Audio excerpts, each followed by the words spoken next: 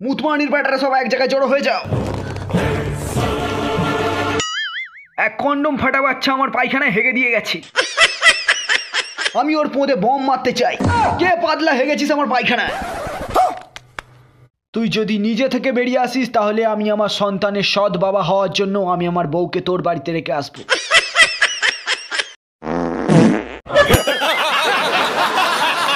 দে ছুরি, আজ সালা ওর কলার কাঁদিটাই কেটে ফেলবো। তুই হেগেছিস, তুই হেগেছিস, তুই হেগেছিস, তুই হেগেছিস তার মানে এর পেটে গ্যাস হয়েছে। এই তোমার পায়খানার চেম্বার? হাগবোটা কোথায়?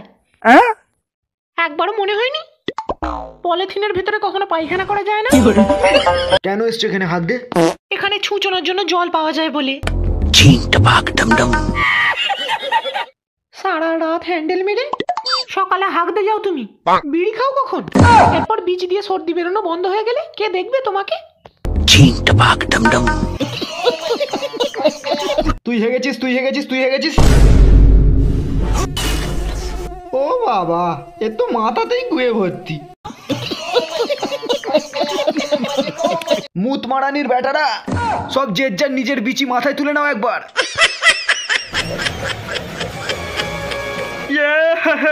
সালা বিচি মাথা তুলতে পারে না, তার মানে এই হয়ে গেছে আমার পায়খানা। কচি কচি মাল তুলেছি, এবার লাগবে বৌদি রে। বৌদিকে দেখে আমি মেরেছি কত হ্যান্ডেল রে। হব আমি বৌদিদের সন্তানের বাবা রে। তোকে ছেড়ে বৌদি নিয়ে যাব আমি ওরে।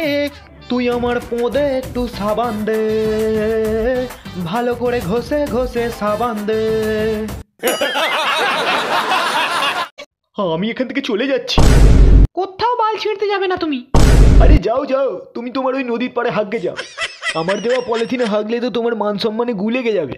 তাই আমি নদীর পাড়ে হাগতে চাই না, আমি শুধু তোমার পলিথিনে হাগতে চাই।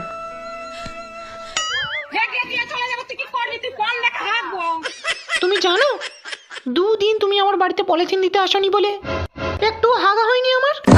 আমাকে না ছুঁচিয়ে দিয়ে একবার যাও দেখি, तू समझा? বিচিতে হাত দিয়ে দেবো তোমার।